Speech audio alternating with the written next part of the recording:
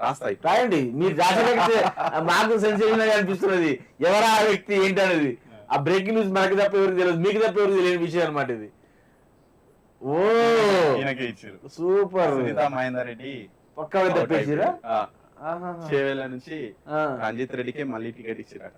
అయ్యా Congress party ticket Ranjith రెడ్డికి, కానీ గుర్తు మారింది. మొన్న కారు మీద పోటీ చేసి చెయ్యి మీద పోటీ చేస్తాడు. అవును. ఓకే, మంచినే ఉంది. రంజిత్ రెడ్డి పేరు. మరి పాపం సునీతా మహేందర్ రెడ్డి పరిస్థితి, మహేందర్ రెడ్డి ఆమె పేరు కూడా ఉందా, ఏమైతుంది అనేది చెప్తా నేను. ఇక్కడైతే ఆమె పేరు అవుట్ అయిపోయింది, ఎంపీ లిస్ట్ లో లేదు. చెప్తాను ఉందా? అదొక బ్రేకింగ్. షాకింగ్ ఇస్తున్నారు మీరు ఈ రోజు. పేరు కన్ఫర్మ్ అయిపోయింది.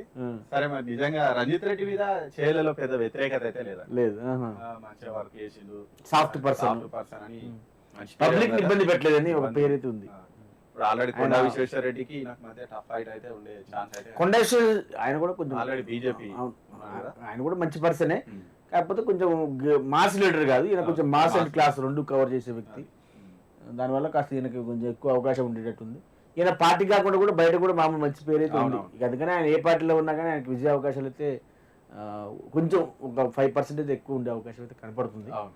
చూద్దాం నెక్స్ట్. మరి ఇదొక బ్రేకింగ్ అని చెప్పుకోవచ్చు. మీరు విధంగా చెప్పాలంటే చాలా అనూహ్యంగా నిజంగా సునీతా మహేందర్ రెడ్డి పేరు పెట్టి అసలు వాళ్ళ ఫ్యామిలీ జాయిన్ అయిందే అందుకు. అవును, ఆమె తీసుకొని అయ్యారు. మరి వాళ్ళకి ఏం చెప్తారో ఏంటో చూడాలి. రంజిత్ రెడ్డి పేరు